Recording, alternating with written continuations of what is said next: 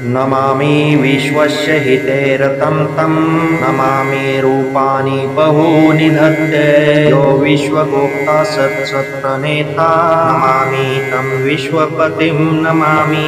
यज्ञेश्वरं सम्प्रति हव्यकव्यं तथागतिं लोकसदाशिवो यः आराधितो यस्तदाति सर्वं नमामि दानप्रियमिष्टदेवं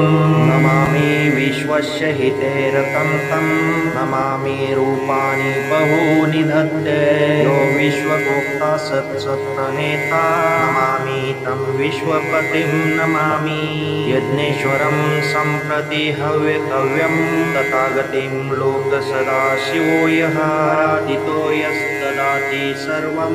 नमामि दानप्रियमिष्टदेवं नमामि विश्वस्य हिते रतं तं नमामि रूपाणि बहूनि धत्ते यो विश्वगोप्ता सत्सत्प्रणेता नमामि तं विश्वपतिं नमामि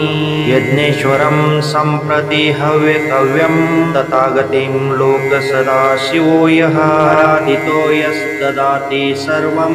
नमामि दानप्रियमिष्टदेवं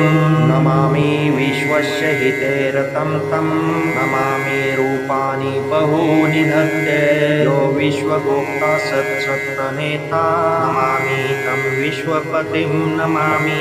यज्ञेश्वरं सम्प्रति हव्यकव्यं तथागतिं लोकसदाशिवो यः आराधितो यस्तदाति सर्वं नमामि दानप्रियमिष्टदेवं नमामि विश्वस्य हिते रतं तं नमामि रूपाणि बहूनि धत्ते यो विश्वगोप्ता सत्सत्प्रणेता नमामि तं विश्वपतिं नमामि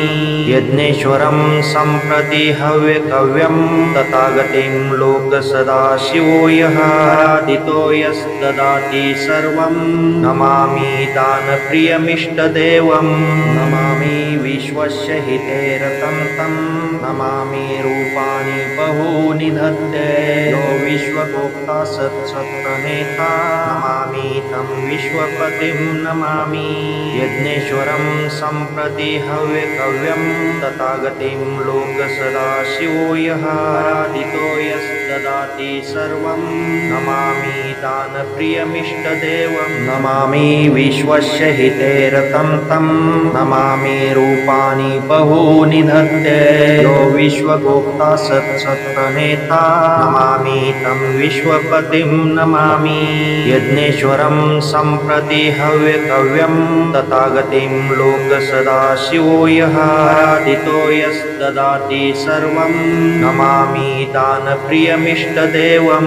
नमामि विश्वस्य हिते रतं तं नमामि रूपाणि बहूनि धत्ते यो विश्वगोप्ता सत्सत्प्रणेता नमामि तं विश्वपतिं नमामि यज्ञेश्वरं सम्प्रति हव्यकव्यं तथागतिं लोकसदाशिवो यः आराधितो यस्तदाति सर्वं नमामि दानप्रियमिष्टदेवं नमामि विश्वस्य हिते रतं तं